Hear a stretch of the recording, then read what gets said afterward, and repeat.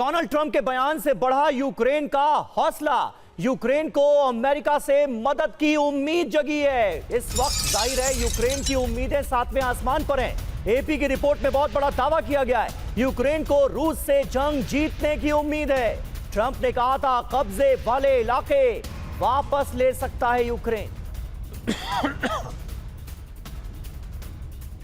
हालांकि यही सवाल अभी मैंने प्रोफेसर सतीश से किया, क्योंकि कब्जे वाले इलाके को लेकर भी क्या रूस बढ़त हासिल कर चुका है, क्योंकि ट्रंप की नीति परिवर्तन और यूक्रेन लड़ेगा भीषण जंग, ये एक बड़ा सवाल। बड़ी बात यह, ज्यादातर यूक्रेनी लोगों को जंग जीतने की अब उम्मीद है और ट्रंप के समर्थन के बाद यूक्रेन आक्रामक भी हुआ है। हालांकि यूक्रेनी लोगों की राय भी अब जानिए, जहां ओल्हा वोरोनिना जिन्होंने कहा कि हमें ट्रंप से ऐसे ही समर्थन की उम्मीद थी, और अना खुदीमोवा ने कहा कि हमें भरोसा है कि हमारी सेना जंग जीतेगी। हालांकि यूरोप और नेटो का समर्थन भी मिलना जरूरी है। इस बीच सवाल यही कि क्या अपने रुख पर कायम रहेंगे डोनाल्ड ट्रंप, और यह भी जानना जरूरी है कि कैसे 8 महीने के कार्यकाल में बार बार ट्रंप का रुख भी बदला है। इसीलिए प्रोफेसर सतीश से समीर मैंने यह सवाल किया था कि डोनाल्ड ट्रंप के इस बयान और डोनाल्ड ट्रंप की इन तमाम चेतावनियों के बावजूद क्या रूस बहुत हद तक टाइम बाय करते हुए इलाके पर कब्जा कर चुका है? समीर।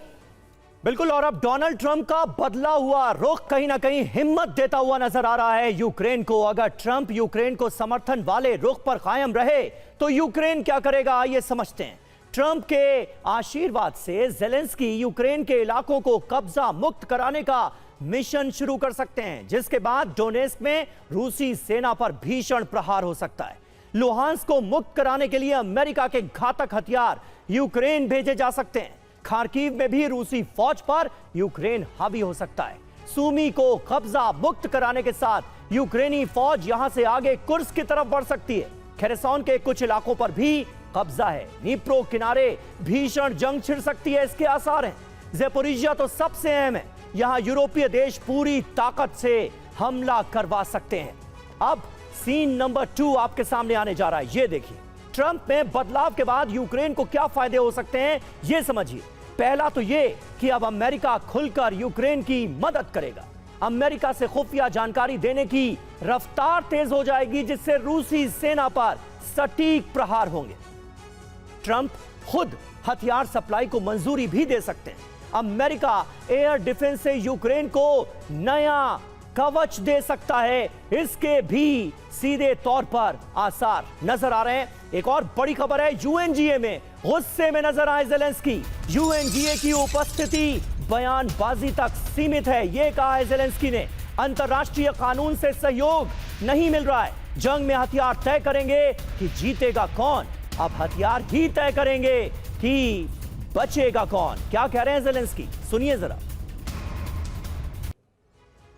और यूएनजी में यूक्रेनी राष्ट्रपति का बड़ा बयान, रूस के टारगेट पर अब मोल्दोवा का रूस से बचाना ही होगा। यूरोप मोल्दोवा को नहीं खो सकता।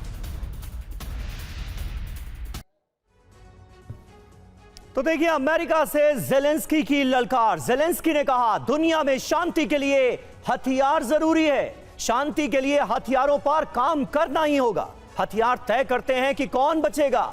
आर्टिफिशियल इंटेलिजेंस से लैस हथियारों की दौड़ सबसे खतरनाक है। हर देश को अपनी रक्षा का अधिकार है। अंतरराष्ट्रीय कानून पूरी तरह काम नहीं करता। मोल्डोवा पर जेलेंस्की ने कहा कि मोल्डोवा पर रूस की बुरी नजर है। मोल्डोवा का बफर स्टेट के तौर पर इस्तेमाल हो सकता है। रूस मोल्डोवा के ईयू में जाने का कर रहा है विरोध।